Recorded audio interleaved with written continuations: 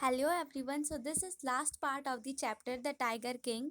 अब तक जो हमारे टाइगर किंग है वो 99 टाइगर्स मार चुके हैं। अब गांव वाले उन्हें आकर बताते हैं कि उनके गांव में एक टाइगर है। महाराजा जैसे ही ये सुनते हैं वो गांव वालों को बोलते हैं अब आपको 3 साल तक टैक्स देने की कोई ज़रूरत नहीं है। अब महाराजा अपना महल भी छोड़ देते हैं और जहाँ पर उन्हें पता चलता है कि यहाँ पर टाइगर है वो वहीं जाकर फॉरेस्ट में बस जाते हैं। लेकिन काफ़ी दिन हो जाते हैं, उन्हें कोई टाइगर दिखाई नहीं देता। तब महाराजा दीवान साहब को बुलाते हैं कि आप टैक्स डबल कर दीजिए। दीवान साहब बोलते हैं महाराज ऐसे तो हमारा जो राज्य के लोग हैं वो डिसकंटेंटेड हो जाएंगे, असहमत होंगे, असंतुष्ट होंगे और ऐसे हमारा राज्य इंडियन नेशनल कांग्रेस के पास चला जाएगा। लेकिन महाराजा थे गुस्से में, उन्होंने बोला कोई बात नहीं, चला जाएगा तो आप रिज़ाइन कर देना। अब दीवान साहब ये बात पूरी तरह से समझ चुके थे कि अगर लास्ट ये 100th टाइगर नहीं मिला तो विध्वंस होने वाला है। लेकिन जैसे ही दीवान साहब घर जाते हैं उन्हें पता चलता है कि एक टाइगर है उनके घर में जो पीपल्स पार्क मद्रास से लाया गया है।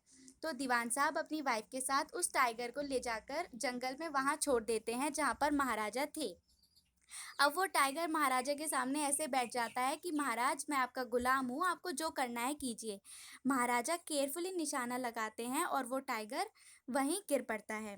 अब वहाँ पे कुछ लोग और शिकारी थे, महाराजा उन्हें बोलते हैं आप इसे ले आइए, पूरे राज्य में इसको इस मरे हुए टाइगर को घुमाया जाएगा।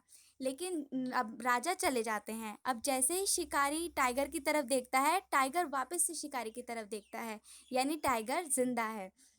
अब शिकारी सोचता है अगर मैं महाराजा को जाकर ये बात बताऊंगा कि ये 100th टाइगर नहीं मरा है, आप नहीं मार सके, तो कहीं मेरी नौकरी ना खतरे में आ जाए। इसलिए वो हंटर ही उस टाइगर को मार देता है। ओवरऑल बात ये होती है कि राजा ने अभी तक सिर्फ 99 टाइगर्स ही मारे हैं, लेकिन उन्हें ऐसा लगता है राजा को कि वो 100 टाइगर्स मार चुके हैं। अब वो मरे हुए टाइगर को पूरे राज्य में घुमाया जाता है।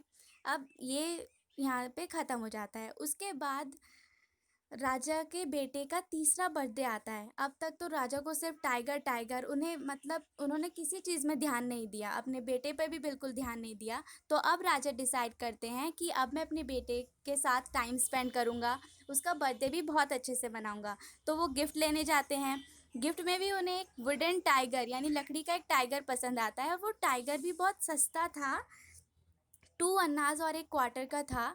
उसकी जो सरफेस थी वो बहुत ज़्यादा रफ थी और पतली पतली लकड़ी के टुकड़े निकले हुए थे उसमें से। लेकिन उस राजा को वो पसंद आया। राजा ने इन सब चीज़ों पे ध्यान नहीं दिया, उन्हें नहीं पता था ये सब। लेकिन अब वो पूछते हैं शॉपकीपर से कि ये कितने का है। तब शॉपकीपर सोचता है अगर मैं उनको ये बताऊंगा कि ये सिर्फ इतना सस्ता है कि 2 अन्ना और 1 क्वार्टर का है तो कहीं राजा को गुस्सा ना आ जाए। इसलिए शॉपकीपर बोलता है कि ये 300 रुपीज़ का है। अब राजा वो वुडन टाइगर ले लेते हैं, खेलते हैं घर जाके अपने बेटे के साथ। तो उसमें से एक पतला सा लकड़ी का टुकड़ा उनके राइट हैंड में चुभ जाता है, अंदर चला जाता है राइट हैंड में। तो राजा क्या करते हैं, लेफ्ट हैंड से उसे निकाल के फेंक देते हैं। लेकिन अगले दिन उन्हें पता चलता है कि वो जो पतला सा लकड़ी का टुकड़ा उनके राइट हैंड में गया था उसकी वजह से उनके पूरे हाथ में इन्फेक्शन हो चुका था। अब मद्रास से ही 3 फेमस सर्जन्स आते हैं, वो डिसाइड करते हैं कि महाराजा का ऑपरेशन करना होगा। और ऑपरेशन वो करते हैं, ऑपरेशन करके बाहर आते हैं और बोलते हैं कि ऑपरेशन सक्सेसफुल था, राजा मर चुके हैं। क्योंकि राजा की तो पहली भविष्यवाणी हो चुकी थी, मरना था उन्हें। तो इस तरीके से 99 टाइगर्स उन्होंने मार दिए थे। ये जो लकड़ी का टाइगर था ये 100th टाइगर था और इसकी वजह से राजा के हाथ में इन्फेक्शन हुआ और इनकी मृत्यु हुई। इस तरीके से 100th टाइगर के कारण राजा की मृत्यु हुई। Thank you. अगर आपको कोई भी क्वेरी हो तो आप कमेंट सेक्शन में पूछ सकते हैं या फिर इंस्टाग्राम पर द स्माइलिंग गर्ल पे अकाउंट पे मुझे मैसेज कर सकते हैं। Thank you.